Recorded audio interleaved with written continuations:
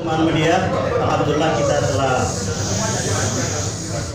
sama-sama untuk menyaksikan tadi pidato Anies Baswedan meluruskan jalan menghadirkan keadilan, serta telah dilaksanakan pula deklarasi amanat Indonesia terkait dukungan kepada Anies Baswedan sebagai calon presiden. Dan alhamdulillah semua berlangsung dengan baik. Untuk itu dalam kesempatan ini kami ingin Pak Anies Baswedan untuk menyampaikan beberapa hal, kemudian nanti kita akan dialog. Silakan. Terima kasih Bang Syarif. Saya rasa dari sisi saya semua sudah disampaikan tadi. Silakan kalau ada pertanyaan, kalau terkait dengan substansi, saya rasa tadi yang sudah diungkapkan ada rekamannya, bisa dimanfaatkan. Silakan kalau ada pertanyaan. Baik, silakan ada yang mau. Kita tiga dulu. Satu dari media. Ya. Dani dari Bisnis Indonesia. Bisnis Indonesia. Narasi terus. Dari mana? Oke, silakan langsung.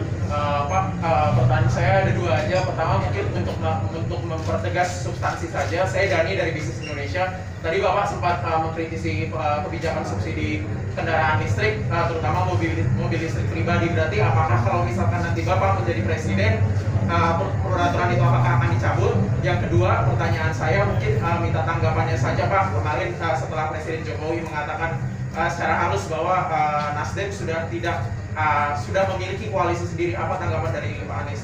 Terima kasih. Silakan yang kedua. Ya, saya Abel dari Narasi, mau tanya kira-kira prediksi Mas Anies untuk seberapa panas sih Pilpres nanti, kontestasi 2024 tadi, seberapa panas? Seberapa panas? Oke, yang terakhir. Ada dua pertanyaan. Yang pertama, bagaimana kita melihat Mas Anies dari sebelum maju survei, Mas Anies bilang di urutan ketiga dan hanya satu di urutan kedua di SMRC. Apa tanggapannya kita terkait sebelum maju survei yang mayoritas di nomor 3. Yang kedua, terkait pertemuan Pak SB dengan Pak Luhut kan menyarankan untuk memberi nama bakal cawapres. Apakah sudah ada komunikasi dengan Bang SB, Pak Anies? Terima kasih. Baik, siap. Oke. Pertama terkait dengan tadi subsidi. Jadi yang perlu kita dorong adalah peningkatan kendaraan umum dan angkutan logistik yang berbasis listrik. Ini harus kita dorong, dan itu juga dikerjakan Jakarta. Kenapa? Karena ketika kita berhadapan dengan persoalan seperti kota-kota Jakarta dan nanti kota-kota lain di Indonesia akan ketemu masalah seperti Jakarta, yaitu jumlah kendaraan yang jauh lebih banyak dibandingkan panjang jalan. Ketika sebuah rumah tangga menambah kendaraan listrik, hampir pasti dia tidak menukar kendaraan BBM-nya, tapi dia menjadi kendaraan tambahan. Konsekuensinya, maka dia menambah jumlah kendaraan di dalam traffic di sebuah kota. Tapi ketika kendaraan umum yang didorong dan kendaraan umumnya itu berbasis listrik, maka kita dalam satu langkah dua urusan terselesaikan. Satu adalah memindahkan dari kendaraan pribadi ke kendaraan umum, dan kendaraan umumnya bebas emisi. Itulah sebabnya mengapa ke depan arahnya adalah kendaraan umum berbasis listrik dan juga logistik. Jadi kita ingin, alhamdulillah, pembangunan jalan-jalan tol berjalan baik di bawah pemerintahan Bapak Jokowi. Kita sangat apresiasi, dan kita ingin jalan-jalan tol ini dipenuhi oleh kendaraan-kendaraan umum berbasis listrik, bukan malah kendaraan pribadi. Dan ini harus didorong ke depan. Ya, satu. Kemudian terkait dengan panas, dingin, sedang, hangat, panasnya kurang, panasnya itu, saya rasa santai-santai aja. Dan kalau kita lihat ke depan, rasanya makin hari makin dewasa. Jadi mudah-mudahan hangat-hangat, sangat suhu badan gitu kira-kira. Soal survei, saya sering dapat pertanyaan survei itu, dan saya ingat Pilkada Jakarta kami tidak pernah nomor 1. Hasilnya? Bahkan seminggu sebelum Pilkada kami ditetapkan nomor 3. kami sudah terbiasa ditempatkan nomor 3 dan kami tetap optimis untuk bisa memenangkan dalam sebuah kompetisi Pilpres nanti, insya Allah. Baik, yang terakhir masih ada satu lagi. Yang mana? Oh, soal wakil? Nggak ada, nggak ada. Gini, kalau dengan beliau, kalau itu urgen dan penting, pasti langsung disampaikan. Kalau tidak langsung disampaikan berarti tidak urgen dan tidak penting. Pak Anies tadi belum dijawab Pak, yang soal tanggapan dari Pak Jokowi bilang Nasdem sudah ada koalisi sendiri dan gitu, dan sekarang sudah semakin banyak isu bahwa kayaknya apakah Nasdem sekarang sudah berada di luar pemerintahan atau belum, bagaimana tanggapan Pak Anies? Saya fokus pada 24 ke depan. Jadi fokus kami adalah menyiapkan untuk menawarkan kepada rakyat Indonesia sebuah jalan baru yang disebut sebagai, kita menyebutnya jalan meluruskan jalan menghadirkan keadilan. Itu menjadi fokus kita dan kita akan fokus ke situ. Karenanya tadi saya berkali-kali beberapa hari ini saya sampaikan, rakyat ini menonton berita-berita, menyaksikan para pimpinan kita berdiskusi sana sini, dan kami di koalisi ini, Koalisi Perubahan untuk Persatuan, sudah bicara tentang apa yang hendak ditawarkan kepada masyarakat. Karena masyarakat hari ini berhadapan dengan soal kemiskinan, bicara tentang biaya hidup yang tinggi, lapangan kerjaan yang terbatas. Ini hal yang harus jadi fokus kita, dan itu yang akan jadi fokus kita terus. Jadi saya tidak berminat untuk ikut di dalam percakapan itu, walaupun clickbaitnya memang cukup baik gitu. Barangkali menarik sebagai berita, tapi bagi rakyat sedang menginginkan apa solusinya untuk masalah yang mereka hadapi. Baik, dari Kumparan, saya kira ini yang terakhir ya. Dari mana? Suara.com. Suara.com. Oke, Kumparan, silakan Kumparan. Satu, Pak Anies izin dari Kumparan. Tadi terkait Pak Anies tadi kan sebut dalam pidatonya ada program yang tidak dilanjut. Apakah itu IKN Pak Anies? Terus yang kedua terkait 5 cawapres itu. Ini bagaimana Pak Anies lanjutannya? Yang bagi 5? Enggak, maksudnya nama-namanya. Oh ya. Suara.com, silakan. Saya Fahri dari Suara.com. Pak Anies kan sering dalam berbagai kesempatan selalu bilang soal menunjukkan rekam jejak di Jakarta khususnya. Cuman belakangan ini ada anggapan juga kalau rekam jejaknya Pak Anies, warisan Pak Anies di Jakarta ini pengen dihilangkan gitu. Pak Anies lihat isu-isu seperti ini gimana? Terus yang kedua, Pak Anies juga kerap dianggap main aman untuk sekarang ini gitu. Karena tidak secara frontal mengkritik pemerintah sekarang, tapi lebih halus dan tidak menyinggung isu yang lain gitu. Gimana Pak? Ya. Pertama tadi soal program yang juga nanti detailnya pada saatnya kita akan tunjukkan apa-apa saja.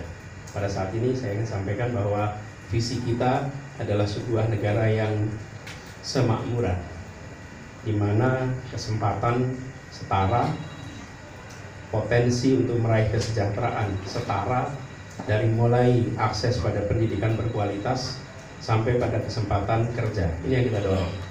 Dan teman-teman menyaksikan banyak orang tua yang mengirimkan anaknya sejak SMP jauh dari kampung halaman, dikirim ke kota-kota yang dianggap memiliki sekolah-sekolah yang baik. Kenapa? Karena mereka menginginkan masa depan anaknya dapat perguruan tinggi yang baik. Kenapa itu terjadi? Karena akses pada pendidikan berkualitas yang tersentralisasi. Disinilah kenapa pentingnya kita mulai dengan bicara kesetaraan dari mulai akses pendidikan. Karena kita semua selama kita sekolah merasakan banyak dikirim jauh. Kenapa ada di sana tidak muncul fasilitas pendidikan yang setara? Ini yang ingin kita hadirkan sampai pada lapangan pekerjaan. Sekarang itu item besarnya, nanti kita akan bicarakan detailnya. Kemudian 5 nama, kalau baru 3 hari belum ada perubahan sih, jawabannya masih sama dengan hari Jumat kemarin maksudnya. Baru 3 hari. Udah mengerucut. Belum, masih sama. Baru 3 hari. Terus rekam jejak. Jakarta. Saya rasa rekam jejak itu tidak bisa dihapus. Rekam jejak itu ada di sini.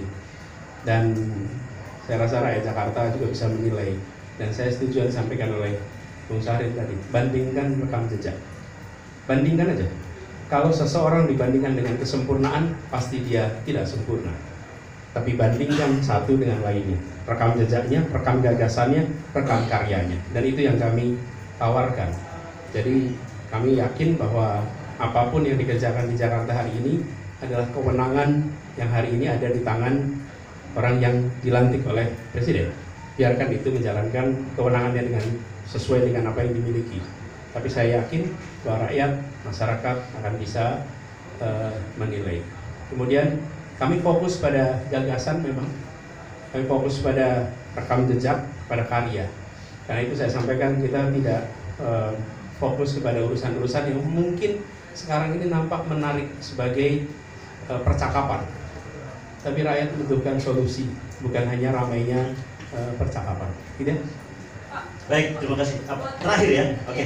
Buat ketum Oh. kan apa namanya Anies Ahmad. Baik. Dari mulai. Ini kan sebagian besar ada dari kelompok Partai Amanat Nasional ya, maksudnya PKS.